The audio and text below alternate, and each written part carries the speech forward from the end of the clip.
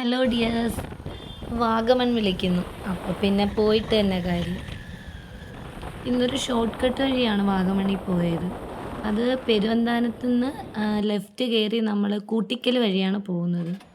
Short cut വഴി എന്ന് പറഞ്ഞാൽ അത്ര നിസ്സാരമായിട്ട് കാണുകയും വേണ്ട. പോകുന്ന വഴി നല്ല അടിപൊളി വ്യൂ ആണ് കേട്ടോ.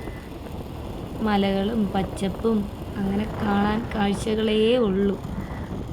സത്യത്തിൽ യാത്ര പോകുമ്പോൾ നമ്മൾ ഡെസ്റ്റിനേഷൻ മാത്രം നോക്കിയാൽ പോരാ, പോകുന്ന വഴിയുള്ള കാഴ്ചയും ആ യാത്രയുടെ ഒരു ഭാഗമല്ലേ. വീഡിയോ ഇഷ്ടപ്പെട്ടാൽ അവസാനം വരെ കാണണേ. ഇടയ്ക്ക് ചെറിയ വെള്ളച്ചാട്ടങ്ങളൊക്കെ ഉണ്ട് കേട്ടോ. പിന്നെ അവിടെ ഇറങ്ങി ഇത്തിരി ഫോട്ടോസൊക്കെ എടുത്തിട്ട് പിന്നെ നമുക്ക് വാഗമണിലെത്തണ്ടേ. ഓഫ് റോഡൊക്കെ ഇഷ്ടപ്പെടുന്നവർക്ക് അടിപൊളിയായിരിക്കും. കാര്യം റോഡിൻ്റെ പണി നടക്കുവാണിപ്പം. പക്ഷെ പണി തീർന്നാൽ നമുക്ക് പെട്ടെന്ന് വാഗമണിലെത്താം. അവിടെ നിന്ന് നോക്കുമ്പോൾ കാണുന്ന മലനിരകൾ കണ്ടോ, അടിപൊളിയല്ലേ. ആ റൂട്ട് വന്നെത്തുന്നത് തങ്ങൾപ്പാറയിലാണ്.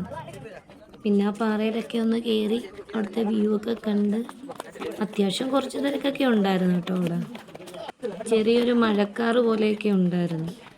എങ്ങോട്ട് തിരിഞ്ഞാലും അടിപൊളി വ്യൂ. പിന്നെ അവിടെ നിന്ന് ഇറങ്ങി പിന്നെ പൈൻ ഫോറസ്റ്റിൽ പോയി അവിടെ കുറച്ച് നേരമൊക്കെ അവിടെ നിന്നൊക്കെ ഒന്ന് കറങ്ങി. ഞാൻ കറങ്ങി കൂട്ടത്തി പൈൻ മരങ്ങളെയും കൂടി ഒന്ന് കറക്കി.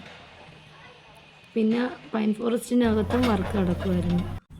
പിന്നെ അവിടെ ഒരു ടീ എസ്റ്റേറ്റിൻ്റെ അടുത്ത് ബോട്ടിംഗ് ഉണ്ടായിരുന്നു. അപ്പോൾ അവിടെ പോയി ബോട്ടിങ്ങിനായിട്ട് പോയതാണ്. അവിടെ നല്ല ഫോട്ടോയ്ക്ക് പറ്റിയ നല്ല സ്പോട്ട് ഉണ്ടായിരുന്നു. അവിടെ കുറച്ച് ഫോട്ടോസൊക്കെ എടുത്തു. ബോട്ടിങ്ങിന് പോകണമെങ്കിൽ നമ്മൾ കുറച്ച് നേരത്തെ പോകണം കേട്ടോ. അവിടെ 5 മണി വരെ ഉണ്ടായിരുന്നുള്ളൂ. അപ്പം നമ്മൾ ചെന്നപ്പോൾ തന്നെ താമസിച്ചു.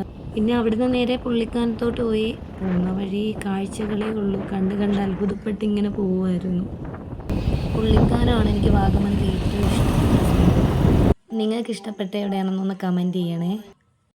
കണ്ണെത്താ ദൂരം ഇങ്ങനെ നീണ്ടെടുക്കുന്ന ആ ടീ എസ്റ്റേറ്റ്, അതിൻ്റെ ഒരു പച്ചപ്പും പിന്നെ ആ തണുത്ത കാറ്റും, അടിപൊളി മൂഡാണ്.